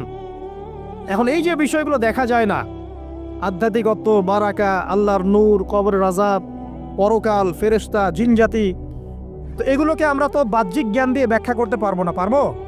তাই বলে কি এগুলোর অস্তিত্ব নাই? বলেন, এগুলোর অস্তিত্ব আছে কি নাই? যদি এগুলোর অস্তিত্ব কেউ বিজ্ঞান দিয়ে প্রমাণ করতে চায় পারবে? যুক্তি দিয়ে প্রমাণ করতে চাইলে পারবে? কোনো দর্শন দিয়ে প্রমাণ করতে চাইলে পারবে? পারবে না। তাহলে এখানে একটা বিষয় হচ্ছে, আল্লাহর পক্ষ থেকে যা নাজিল হয়েছে চোখ বন্ধ করে বিশ্বাস করতে হবে। এখন এই চোখ বন্ধ করে বিশ্বাস করলে পরে মানুষ আপনাকে বলবে ধর্মান্ধ। কি বলবে? এবং ইসলামের এই মৌলিক বিষয়গুলোকে যদি আপনি চোখ বন্ধ করে মেনে চলেন, এখনকার বিশ্বের মানুষ আপনাকে বলবে আপনি মৌলবাদী। এখন আপনি বলেন, ইসলামের মৌলিক বিষয়গুলোকে মেনে না চললে কি কেউ মুসলিম হতে পারবে কি না? পারবে? তাহলে পরিপূর্ণ মুসলিম হতে হলে আমাকে মৌলবাদী হতে হচ্ছে কি না? আমি এটা দিয়ে কি বুঝাচ্ছি? বুঝাচ্ছি আল্লাহ পাকের নাজিল করা প্রতিটা বিষয়কে চোখ বন্ধ করে মানতে হবে। কিছু বিষয় আমার বুঝে আসবে, কিছু বিষয় আমার বুঝে নাও আসতে পারে। এখন যতগুলো বিষয় বললাম, একটাও কি ব্যাখ্যা করতে পারবেন? কিন্তু এগুলো আপনাকে মানতেই হচ্ছে, কারণ আপনি মুসলিম। আল্লাহ বলেছেন, রাসূল বলেছেন, আমি মেনেছি। আর আমার জ্ঞান কি আল্লাহ এবং তার রাসূলের জ্ঞানের চেয়ে বেশি না কম? এই পুরো মহাবিশ্ব যিনি পরিচালনা করছেন তার জ্ঞান বেশি না আমার জ্ঞান বেশি? এই পুরো মহাবিশ্বে শত কোটি গ্যালাক্সি আছে, এক একটা গ্যালাক্সিতে হাজার হাজার সৌরজগৎ আছে। এরকম শত সহস্র গ্যালাক্সি নিয়ে একটা আসমান গঠিত হয়। এরকম 7টা মহাদেশ আছে, সাতটা মহাবিশ্ব আছে। এই 7 মহাবিশ্বের উপরে আছে কুরসি, ওয়াসিআ কুরসিয়ুহুস সামাওয়াতি ওয়াল আরদ। তার উপরে আছে মহাসাগর যার গভীরতা 500 বছরের পথ। তার উপরে আছে আল্লাহ রাব্বুল আলামিনের আরশে আজিম। আর আল্লাহ রাব্বুল আলামিন এই আরশের উপর সমুন্নত। সেই মহান আল্লাহকে আমরা বলি আল্লাহু আকবার। কি বলি? এই যে আল্লাহু আকবারের মর্ম বুঝলেন? এখন এই বিশাল সত্তা আল্লাহু আকবার, আল্লাহ পাক সবচেয়ে বড়, এই সর্বোচ্চ সত্তার জ্ঞান বেশি না আমার জ্ঞান বেশি? তার পক্ষ থেকে যখন কোরআন এবং হাদিস নাজিল হচ্ছে আমাকে তো চোখ বন্ধ করেই মানতে হবে, নাকি আমি যুক্তি দিব? হ্যাঁ, কিছু বিষয় আমার বুঝে আসবে, কিছু বিষয় আমার বুঝে নাও আসতে পারে। কিছু বিষয় আমি সায়েন্স দিয়ে প্রমাণ করতে পারবো, কিছু নাও পারতে পারি। কিছু আমি দর্শন দিয়ে প্রমাণ করতে পারবো, কিছু নাও পারতে পারি। যেগুলো পারছি না সেগুলো আমার বা আমাদের জ্ঞানের সীমাবদ্ধতা। কথা কি বুঝতে পারছেন? এটা আল্লাহ পাকের জ্ঞানের বা আল্লাহ পাকের ওহির কোনো ত্রুটি নয়। আল্লাহর ওহির কোনো ত্রুটি আছে? এটা আমার জ্ঞানের সীমাবদ্ধতা। আসেন সামনে যাই। যে কথাটা বলতে গিয়ে এদিকে আসলাম, দেখুন এমন অনেক বিষয় আছে যেগুলো আমরা খালি চোখে ব্যাখ্যা করতে পারবো না। আমরা যে যুগটাকে আইয়ামে জাহিলিয়াত বলছি, ওই যুগটাতে যে সমস্যাগুলো ছিল, যে পাপগুলো ছিল, সেগুলো এখনকার বিশ্বে আরো অনেক উঁচু লেভেলে বিরাজ করছে। যেমন এই যে আপনারা বললেন একটা পাপ ছিল শিরক। সরাসরি মূর্তি পূজা বলছি না, আমরা বলছি কি শিরকের পাপ ছিল। ওই আইয়ামে জাহিলিয়াতের মানুষগুলো শিরকের পাপে নিমজ্জিত ছিল। তারা শুধু মূর্তির পূজাই করতো এমনটা নয়, তারা কবরেরও পূজা করত, তারা মৃত মানুষেরও পূজা করত, তারা কেউ কেউ নাস্তিকতায় বিশ্বাসী ছিল। সূরা মুমিনুন পড়লে দেখবেন তাদের মধ্যে একটা আকীদা ছিল, ইন হিয়া ইল্লা হায়াতুনা দুনিয়া নামুতু ওয়া নাহইয়া। কাফেররা বলতো যে আমরা এই পৃথিবীতে জন্মেছি, এখানেই আমরা জন্মাবো, এখানেই মারা যাব, ওয়া মা নাহনু বিমাবউসিন, আমাদেরকে পুনরুত্থিত করা হবে না। এই পরকালের কনসেপ্টে তারা বিশ্বাস করতো না। তো এরকমও লোক ছিল। শুধু যে লাত, ওজ্জা, হবল, মানাত এগুলোর পূজা করতো তাই নয় এই বিষয়টা। এখানে কবর পূজাও ছিল, এখানে আপনার মৃত মানুষের পূজাও ছিল, এখানে গাছপালা, চন্দ্র, সূর্য, নক্ষত্রের পূজাও ছিল, আবার নাস্তিকতাও ছিল। এক কথায় আইয়ামে জাহিলিয়াতের সবচেয়ে বড় পাপ ছিল শিরক। কথা কি বুঝতে পারছেন ভাই? আচ্ছা, না বুঝলে বলবেন, শেষে গিয়ে প্রশ্ন করবেন ইনশাল্লাহ, সমস্যা নেই। তাহলে প্রথম যে পাপটার কথা বললাম সেটা কি? শিরক। এখন একটু এই 1400 বছর পরে চলে আসেন, চলে এসে দেখেন এখনকার সমাজের দিকে তাকান, এখনকার মুসলিম রাষ্ট্রগুলোর দিকে তাকান, আর পুরো বিশ্বের দিকে তাকান। সবচেয়ে বড় সমস্যাটা কি বলেন? সবচেয়ে বড় সমস্যা কি শিরক নয়? আচ্ছা, মুসলিমরা কি এখন অনেকেই কবর পূজা করে না? মুসলিমদের মধ্যে অনেকেই দেখবেন যে মৃত মানুষের কাছে চাচ্ছে না, মৃত মানুষের কাছে সন্তান প্রার্থনা করে না, ওই যে ওখানে গিয়ে নজর মান্নত করছে না যে মৃত মানুষকে সন্তুষ্ট করলে আমার ভালো হবে, না হলে আমার কোনো ক্ষতি হয়ে যাবে, এটা মানুষ করছে না। মুসলিমদের মধ্যে বহু মানুষ আল্লাহর হালালকে হারাম করছে না, আল্লাহর হারামকে হালাল করে নিচ্ছে না, এটাও কিন্তু শিরক। আপনি কি জানেন যে আল্লাহর হালালকে হারাম করলে শিরক হয়? আল্লাহর হারামকে হালাল করলে শিরক হয়। সুদ হালাল না হারাম? না, সুদ তো ফরজ। সুদ হালাল না হারাম? সুদ তো এখনকার বিশ্বে ফরজ। সুদ ছাড়া এই বিশ্ব চলবে না। আপনি ঠিক বলছেন, কিন্তু সুদ ছাড়া এই বিশ্ব চলে না। যে কোনো কিছু করতে গেলে সুদ লাগবে। তো এখন যে সবাই এটাকে হালাল করে নিচ্ছে, এটা কি হচ্ছে? আল্লাহর হারামকে মানুষ হালাল করছে না? আচ্ছা বলেন, মদ হারাম না হালাল? বলেন। মদ তো ওয়াজিব নাকি? যুব সমাজে তো মদ না খেলে চলেই না। মদ খায় না এমন যুব সমাজের সংখ্যা বেশি না খায় তার সংখ্যা বেশি? কয়টা ছেলে আছে স্মোক করে না? বলেন, কয়টা ছেলে দেখাতে পারবেন যারা স্মোক করে না? এখানে কারা কারা স্মোক করেন না? মাশাআল্লাহ, আলহামদুলিল্লাহ, মাশাআল্লাহ। হাত নামান, হাত নামান, হাত নামান। আল্লাহ পাক আপনাদের রক্তে এবং মাংসে বরকত দান করুন, দোয়া করি। যদি আপনি কোনো কমিউনিটির মধ্যে দেখাতে পারেন যে তারা মাদক থেকে দূরে আছে, তারা শুধুমাত্র ইসলামিক কমিউনিটি, অন্য কোনো কমিউনিটি না। যদি আপনি মাদক মুক্ত কোনো ক্যাম্পাস দেখাতে পারেন, সেটা হবে মাদ্রাসা। যদি পর্ন মুক্ত ক্যাম্পাস দেখাতে হবে মাদ্রাসা কি। এখানে বিষয়টা হচ্ছে, যারা ইসলাম প্র্যাকটিস করে, কোরআন এবং সুন্নাহর বুঝ যাদের মধ্যে আছে, যাদের মধ্যে আল্লাহর ভয় আছে, এরা কখনো সুদ খাবে? এরা কি মদ খাইতে পারবে? পারবে না। ইনশাল্লাহ আপনারা কি জেনা করতে পারবেন? আল্লাহ পাক আপনাদেরকে ঈমান আমলের উপর অটুট রাখুন, আমিন। যে কথাটা বলছি, কেউ যদি আল্লাহর হালালকে হারাম করে নেয় আর কেউ যদি আল্লাহর হারামকে হালাল করে ফেলে, এটাকে কিন্তু শিরক বলা হয়। এই বিশ্বে কি এই সমস্যা নাই? বুঝেন না এই সমস্যা আছে কি নাই? আছে। সামনে আগান। এই বিশ্বের শিক্ষা ক্ষেত্রগুলো দেখবেন, এই শিক্ষা ক্ষেত্রগুলোর মধ্যে নাস্তিকতার শিক্ষা বাড়ছে না কমছে? বাড়ছে। এই বিশ্বের অর্থনীতি দেখবেন, অর্থনীতির মধ্যে শিরক বাড়ছে না কমছে? এখানে আপনাকে সুদ নিতে হচ্ছে, এখানে আপনাকে আল্লাহর নাজিলকৃত ইকোনমি বাদ দিয়ে পশ্চিমাদের নাজিলকৃত ইকোনমি বহন করতে হচ্ছে। এটা এক প্রকার কুফরি। আরও সমস্যা আছে। এই বিশ্বের ওয়ার্ল্ড অ্যাফেয়ার্সের দিকে তাকাবেন, দেখবেন বিশ্বের কয়টা জায়গা আপনি আমাকে দেখাতে পারবেন যেখানে মুসলিমদের মধ্যেও আল্লাহ রাব্বুল আলামিনের নাজিলকৃত বিধান দিয়ে বিচার ফয়সালা হচ্ছে? কয়টা দেখাতে পারবেন? তো যেখানে আছে খুব স্বল্প পরিসরে।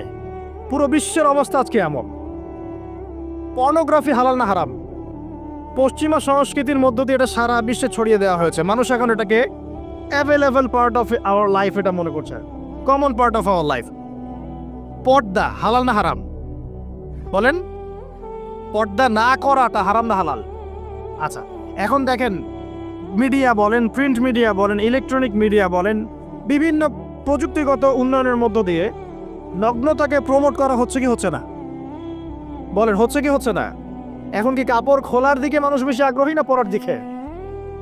দেখবেন ইসলামের বুঝ যাদের মধ্যে নাই, এরা কাপড় খুলতে চাচ্ছে এখন। আর আমি আপনাদেরকে বলি, আগের লেকচারগুলোতেও বলেছি, এই পুরো মহাবিশ্বে আমাদের বাবা আর মা আদম এবং হাওয়া আলাইহিস সালাম, তাদের গা থেকে পোশাকটা খুলে ফেলেছিল কে জানেন? কে? ইবলিস। যখনই তারা গাছের কাছে গেলেন, তখন কি হলো? ফালাম্মা যাকা আশ-শাজারা বাদাত লাহুমা সাওয়াতিহিমা। যখনই তারা গাছের কাছে গেলেন, তাদের কাপড় খুলে পড়ে গেল। তাহলে পুরো মহাবিশ্বে আমাদের পিতামাতাকে নগ্ন করে দিয়েছে কে? ইবলিস, শয়তান। তাহলে এখন পৃথিবীতে যারা মুসলিমদেরকে বা অমুসলিমদেরকে, পুরো মানবতাকে যারা নগ্ন করতে চাচ্ছে, এরা কার এজেন্ট? এরা কার এজেন্টটা বাস্তবায়ন করছে? এটা কি বুঝতে বাকি থাকে? আমি কথাগুলো বানিয়ে বলি নাই। সূরা আরাফ পড়েন, দেখবেন সব লেখা আছে। আসেন, এক কথায় বলতে চাচ্ছি, ওই সময়কার যে শিরকটা শুধুমাত্র মক্কায় সীমাবদ্ধ ছিল, এখনকার শিরকটা গ্লোবালাইজেশন হয়েছে। পুরো দেশে দেশে দেশে শিরক ছড়িয়ে পড়েছে আর কি। আসেন, ওই সময় আরেকটা বড় পাপ ছিল, যেটা এই যে এক ভাই বলল, সেটা হলো রিবা। রিবা, রিবা মানে কি? সুদ। রিবা মানে সুদ, জানেন তো? আর সুদ তো ফরজ নাকি ভাই? আচ্ছা, এমন কোনো গ্রাম নাই বাংলাদেশে যেখানে সুদ নাই, আর বিশ্বের এমন কোনো দেশ নাই যেখানে সুদ নাই।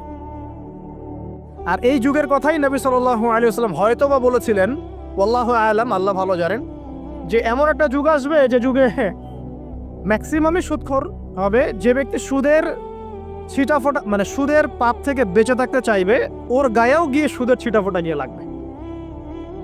এটা সেই যুগ না? আপনি বুঝতে পারছেন না হয়তো, এটা সেই যুগ। আপনি মনে করছেন দাড়ি, টুপি, পাগড়ি, জুব্বা মাশাআল্লাহ সব লাগাই দিছি, হ্যাঁ, বাইরে একটা সাইনবোর্ড আছে, আমি মৌলবী, আল্লামা, আমি একজন দায়ী বক্তা, কিন্তু সুদের যে ওই ছিটাফোটা, এটা আপনার কাছে আমার কাছেও আছে। হয়তো আপনি বুঝতে পারছেন না। কখন বুঝবেন? যখন ইসলামিক অর্থনীতির বইগুলো পড়তে পারবেন। আর শুধু ইসলামিক অর্থনীতির বই যথেষ্ট না, এর পাশাপাশি আমাদের দরকার এই প্রচলিত যে IMF, ইন্টারন্যাশনাল মনিটারি সিস্টেম, এর নীতিগুলো জানা। তখন কি আপনি বুঝবেন ওয়ার্ল্ড ব্যাংক কী জিনিস, IMF কী জিনিস, ঠিক আছে? তখন বুঝবেন যে পেট্রো ডলার কী জিনিস, তখন বুঝবেন যে হার্ড কারেন্সি, সফট কারেন্সি কী জিনিস। এখন বুঝবেন না। আর যেহেতু বুঝবেন না, অতএব আমি এগুলো বলেও লাভ নাই। যেহেতু আপনি বুঝবেন না, আমি যদি এখন এসব নিয়ে কথা বলি, আপনার কাছে মনে হবে এসব কি উল্টা পাল্টা কথা কইতাছে। ঠিক আছে?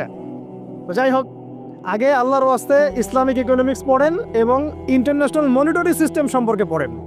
প্রত্যেক স্টেটের প্রধান যারা আছেন তারা জানেন যে ওয়ার্ল্ড ব্যাংক কী জিনিস, তারা জানে IMF কী জিনিস। ঋণের এমনি এমনি কোনো কান্ট্রিকে তারা ঋণ দিবে না, একটা বিশাল বড় সুদের জালে ওদেরকে ফেলবে, তারপর জনগণের রক্ত চুষে সুদ শোধ করতে হবে। আর যারা পারবে না ওরা যে শ্রীলঙ্কার মতো দেউলিয়া হয়ে যাবে। ও কেন দেউলিয়া হয়ে গেছে? বিকজ ও ঋণ শোধ করতে পারছে না, বাস দেউলিয়া। তো যাই হোক, পড়াশোনা করেন। আমি একজন স্কলারের নাম বলে দেই, এক লেকচারে তো সব বলে দেওয়া সম্ভব না। সম্ভব? আমি রাস্তা দেখাচ্ছি আপনাদেরকে। আপনারা আল্লামা তকি উসমানীর বইগুলো পড়েন, নাম শুনেছেন? আচ্ছা, নাকি এখন বলবেন যে উনি তো হানাফি মাযহাবের, আমি তো আহলে হাদিস পড়বো না, এটা বলবেন নাকি? আল্লামা তকি উসমানী এই বিশ্বের সবচেয়ে বড় আলেমদের একজন। আল্লামা তকি উসমানী এই বিশ্বের সবচেয়ে রিনাউন্ড আলেমদের একজন। তার ইসলামিক অর্থনীতির যে পুরো সিরিজ আছে, আল্লাহর ওয়াস্তে বাসায় কিনে একবার পড়ে দেখেন অর্থনীতি কি জিনিস, আপনি কিসের উপর দাঁড়িয়ে আছেন।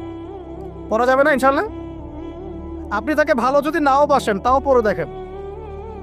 মনে করেন আপনি একটা কমিউনিটির মধ্যে আছেন, বা একটা সংগঠনে আছেন, বা একটা ঘরানার মধ্যে আছেন, তাহলে কি অন্য ঘরানার বইপত্র পড়া যাবে না?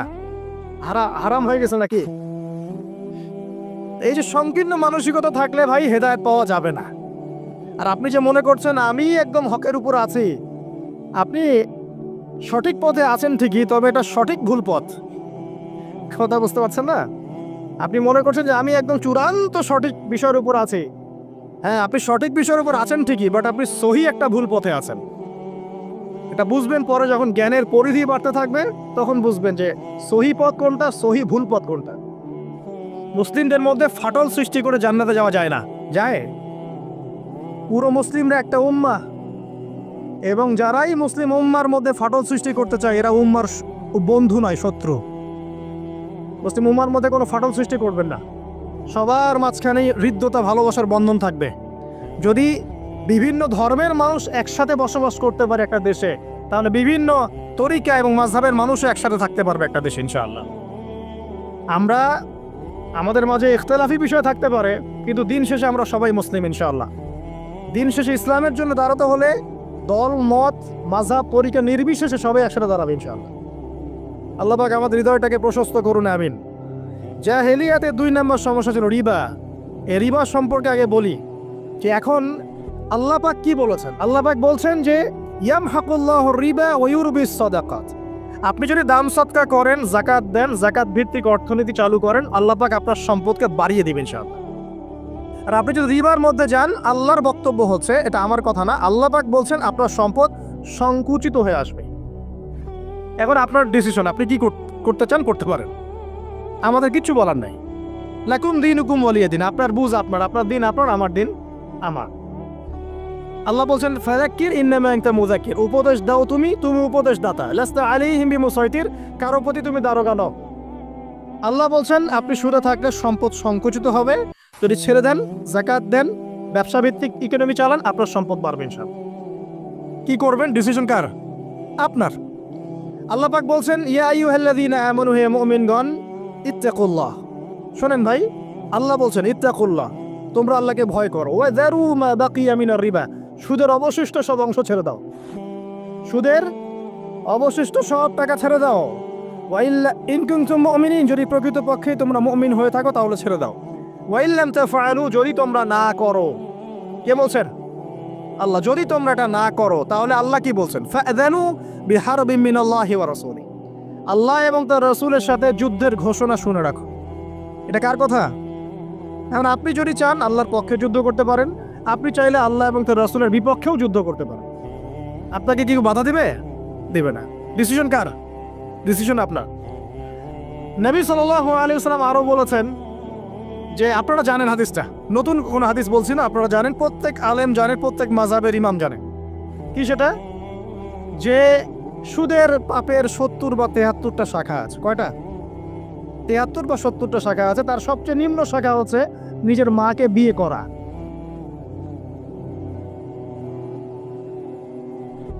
দেখলেন আমাদের অন্তরে কি কথাটা আঘাত করলো? আপনি কি আপনার মায়ের সাথে, নাউযুবিল্লাহ, আপনি কি আপনার মাকে বিয়ে করতে পারবেন? এটা কি কোনো ব্যক্তির পক্ষে সম্ভব? কিন্তু নবী সাল্লাল্লাহু আলাইহি ওয়াসাল্লাম বলছেন 73 শাখার সবচেয়ে নিম্ন শাখা হচ্ছে সে ব্যক্তি যেন তার মাকে বিয়ে করলো। আর সর্বোচ্চ শাখা কি? ওই যে আল্লাহ এবং তার রাসূলের সাথে কি করা? যুদ্ধ করা। আরেকটা হাদিস আছে, নবী সাল্লাল্লাহু আলাইহি ওয়াসাল্লাম বলেছেন যে 4 শ্রেণীর মানুষ আছে, এদেরকে আমি সমানভাবে অভিশাপ দিলাম। কয় শ্রেণী? 4 শ্রেণী। জাস্ট শুনে রাখেন হাদিসগুলা। আমি জানি এই বিশ্বে আপনি এই হাদিসগুলোর উপর ইমপ্লিমেন্টেশনে যেতে পারবেন না, এটা আমি বুঝি, কিন্তু আকীদা ঠিক থাকতে কি কোনো সমস্যা আছে? একটা মানুষ পাপ করে জেনে করে যে হ্যাঁ আমি জানি এই কাজটা খারাপ, ঠিক আছে, আর একটা মানুষ মনে করে না এটা করলেও হয় না করলেও হয়, কোনো সমস্যা নেই। আরেকটা মানুষ মনে করে যে না আমি একটা ডাহা পাপ করছি, এটা থেকে বেঁচে থাকা আমার উচিত ছিল কিন্তু আমি পারছি না, যে আমি মানি না এসব বিধান টিধান, যা ভালো মনে হবে দুনিয়ার জন্য করব। এরা কি সবাই সমান? একজন মানুষ যে জানে যে এটা খারাপ কাজ কিন্তু বাধ্য হয়ে সে করতে হচ্ছে, সে ব্যক্তি তো ওর চেয়ে কিছুটা হলেও উত্তম নাকি যে ব্যক্তি দেধারসে পাপ করছে? আচ্ছা, ওই যে এক ছেলে বলেছিল আমাদেরকে মেসেজ করে যে আমি একটা মেয়েকে খুব ভালোবাসি হুজুর, তাকে বিয়ে করতে চাই, এখন ওই মেয়ের বাসার লোকজন রাজি হচ্ছে না। তো এই ছেলের মধ্যে কি চেতনাটা কি? সে প্রেম করছে ঠিকই, হারাম অ্যাফেয়ার্সে আছে ঠিকই, কিন্তু সে তাকে বিয়ে করতে চায়, ওটা হালাল করতে চায়। আর এক ছেলে মেসেজ করছে, সে বলছে যে আমি এরকম জেনায় লিপ্ত ছিলাম, এখন আমি কি করব? আমি কি ওগুলো ছেড়ে দিয়ে ফিরে আসব, নাকি আমি ওই মেয়ের সাথেই যেন অব্যাহত রাখবো? এই দুই ব্যক্তি কি সমান? সমান না। এটাই বুঝাচ্ছি আপনাদেরকে। দেখুন, 4 শ্রেণীর মানুষের কথা নবীজি বলেছেন। এক শ্রেণী হচ্ছে সেই ব্যক্তি যে নিজে সুদ খায়। কারা কারা খাই? এবার হাত উঠান, কারা কারা খান? আলহামদুলিল্লাহ। দ্বিতীয় শ্রেণী যারা খায় না কিন্তু মানুষকে দেয়। এবার দেন কারা কারা? আচ্ছা। 3 নাম্বার, খায়ও না দেয়ও না, খায়ও না দেয়ও না, সাক্ষী থাকে। সাক্ষী আছেন কারা কারা? সাক্ষী অনেকজনে আছে। আচ্ছা, মাশাআল্লাহ, লা ইলাহা ইল্লাল্লাহ। 4 নাম্বার, খায়ও না দেয়ও না, সাক্ষীও থাকে না, লিখে রাখে। এবার লেখেন কারা কারা? এইবার তো মুশকিল। এখানে তো অনেক বিসিএস ক্যাডার আছেন মনে হয়, এবং অনেক এমন এমন সেকশনে জব করছেন যেখানে লিখতে হচ্ছে নাকি? তো এই 4 শ্রেণীর মানুষকে নবী সাল্লাল্লাহু আলাইহি ওয়াসাল্লাম কি করেছেন ভাই, আমি শুনাই আপনাকে খালি। আল্লাহ নবী বলেছেন যে আমি 4 শ্রেণীর মানুষকে সমানভাবে অভিশাপ দিয়ে গেলাম, এতটুকু বলেছেন। এখন আপনি যদি মনে করেন যে নবী সাল্লাল্লাহু আলাইহি ওয়াসাল্লামের অভিশাপ কাঁধে নিয়ে আমার আমলগুলো কবুল হচ্ছে, বা আমি কবরের অ্যান্সার দিতে পারবো, প্রশ্নোত্তর, আমি এই মিজানের দাড়ি পাল্লা আমার নেকির পাল্লা ভারী হবে, বা আমি রাসূল সাল্লাল্লাহু আলাইহি ওয়াসাল্লামের সুপারিশ পাবো, হ্যাঁ, বা আমি রাসূলের সাথে জান্নাতে থাকতে পারবো, আমি বলবো এই চিন্তাটা হবে একটা অলিক প্রসূত কল্পনা, আর কিছু না। এখন তওবা করেন আমার সাথে, বলেন আজকে থেকে কোনো রকমের সুদি কারবারে থাকবো না। তওবা করেন, বলেন আস্তাগফিরুল্লাহ আল্লাযী লা ইলাহা ইল্লা হুয়াল হাইয়ুল কাইয়্যুম ওয়া আতুবু ইলাইহি। তওবা করলেন তো? ভ্যান চালায় খাবেন, রিক্সা চালায় খাবেন, কৃষিকাজ করে খাবেন, ব্যবসা করে খাবেন, ছোট্ট একটা মুদির দোকান করে খাবেন, যদি কিচ্ছু করতে না পারেন রাস্তায় মুচিগিরি করে হলে খাবেন, সেলুনে বারবার হয়ে খাবেন, তারপরে সুদের দিকে যাবেন ইনশাআল্লাহ। পারবেন? আপনার রিজিক কি আপনার হাতে না আল্লাহর হাতে? না, আমাদের রিজিক তো আমাদের হাতে। যে ব্যক্তি মনে করে রিজিক আল্লাহর হাতে, সে কি কখনো ঘুষ নিতে পারে? সে অন্যের সম্পদ আত্মসাৎ করতে পারে? সে অন্যের জমি সিজ করতে পারে? সে দুর্নীতি করতে পারে? সে সুদ খাইতে পারে? কেন খায়? কারণ সে মনে করে রিজিকের মালিক সে নিজেই। এগুলো করলে তার সম্পদ বাড়বে, না করলে সম্পদ বাড়বে না, এই কারণেই তো সে কাজগুলো করে।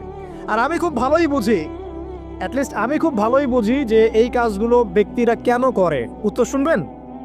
উত্তর হচ্ছে পরিবারের জন্য। কার জন্য?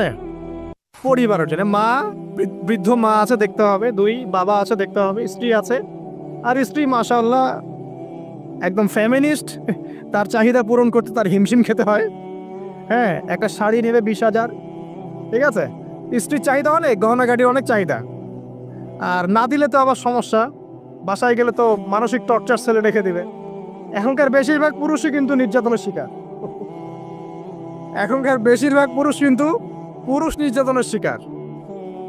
ম্যাক্সিমাম বাসায় গিয়ে দেখবেন টর্চার, এক একটা রিমান্ডের সেলের মতো, বুঝছেন? এবং এটা 7 দিন 5 দিন 7 দিনের রিমান্ড না, এটা লাইফ টাইম রিমান্ড।